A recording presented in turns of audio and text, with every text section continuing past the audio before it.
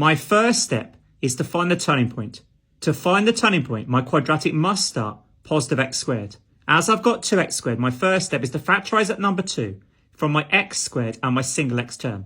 Factorising that number 2, what do I times 2 to get back to 2x squared? Well, I'm missing x squared. What do I times 2 to get back to negative 8x? I'm missing negative 4x. And I leave the number term, in this case negative 5, on the end. Leaving the 2 on the outside. On the inside, as my quadratic now starts to form positive x squared, I'm now going to complete the square as normal. When completing the square, we always start with our square brackets and place a single x inside. To find our number term, we always half, i.e. divide by 2 the number in front of our single letter of x. In this case, negative 4 divided by 2 gives us negative 2. We then always subtract this number squared. Well, negative 2 squared means negative 2 multiplied by negative 2. And the negative times negative gives us a positive. So negative 2 times negative 2 gives us 4. So therefore, we're going to subtract 4. And we keep our original number, in this case, negative 5, on the end.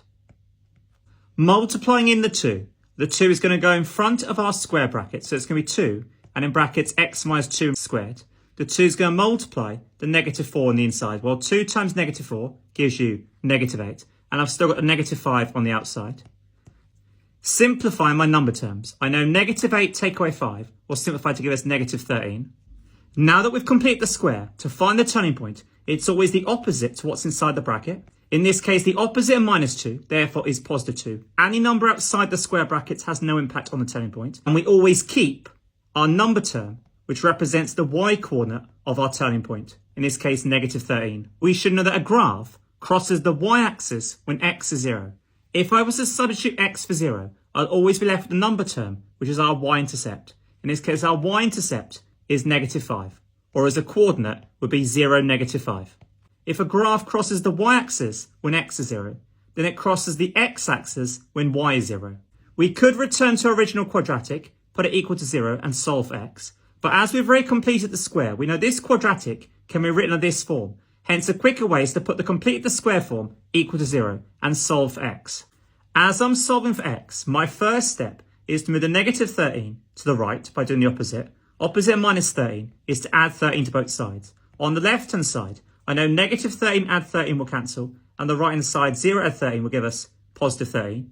As I'm solving for x, the opposite of multiply by 2, therefore is divide both sides of our equation by 2. On the left-hand side, 2 over 2 will cancel, and that just leaves our square brackets, in this case, x minus 2 in brackets squared.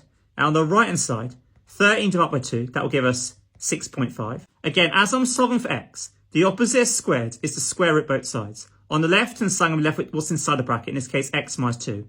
On the right-hand side, I'm going to have plus or minus the square root of 6.5. Remember, when you square it, you always get a plus or minus. You get two solutions.